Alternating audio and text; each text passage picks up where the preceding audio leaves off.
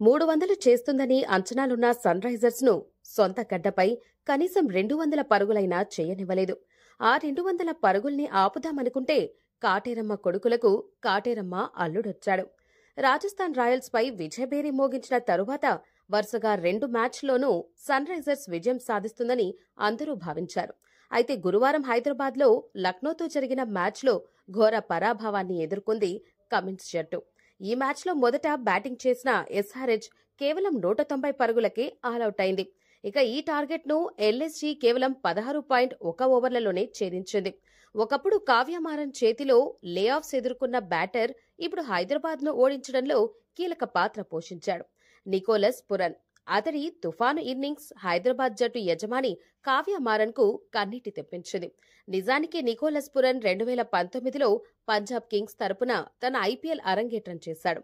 3 సీజన్లు ఆడిన తరువాత కావ్యమారన్ 2022 సీజన్లో 10.75 కోట్ల ధరకు అతన్ని తన జట్టులో చేర్చుకుంది.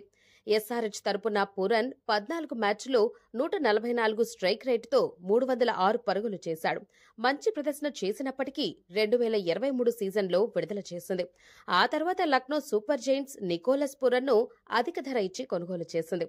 ఛేదన్లో 191 పరుగుల టార్గెట్ను సన్ రైజర్స్ బౌలర్లు అడ్డుకోగలరని అటు ఆ franchise యాజమాని Kavya Maran, orange army fans ఆశగా ఎదురుచూశారు. కానీ నికోలస్ పురన్ ఎస్ఆర్హెచ్ ఆశలను అడియాసలుగా మార్చాడు. హైదరాబాద్పై కేవలం 26 బంతుల్లో 269 స్ట్రైక్ రేటుతో 70 పరుగులు చేసి తన పాత జట్టుపై ప్రతీకారం తీర్చుకున్నాడు. 2వ ఓవర్ నుంచి పురన్ సిక్సర్లు, ఫోర్లు వర్షం కురిపించాడు. అతడి దూకుడైన బ్యాటింగ్కు స్టేడియంలోని ఆరెంజ్ ఆర్మీ ఫ్యాన్స్తో పాటు కావ్యమారన్ కూడా నిరాశ చెందారు. తమ జట్టు ఓడిపోవడం చూసి బాధపడింది కావ్యమారన్. చాలా మంది అభిమానులు ఆమె ఫోటోలను ట్విట్టర్ వేదికగా వైరల్ చేశారు.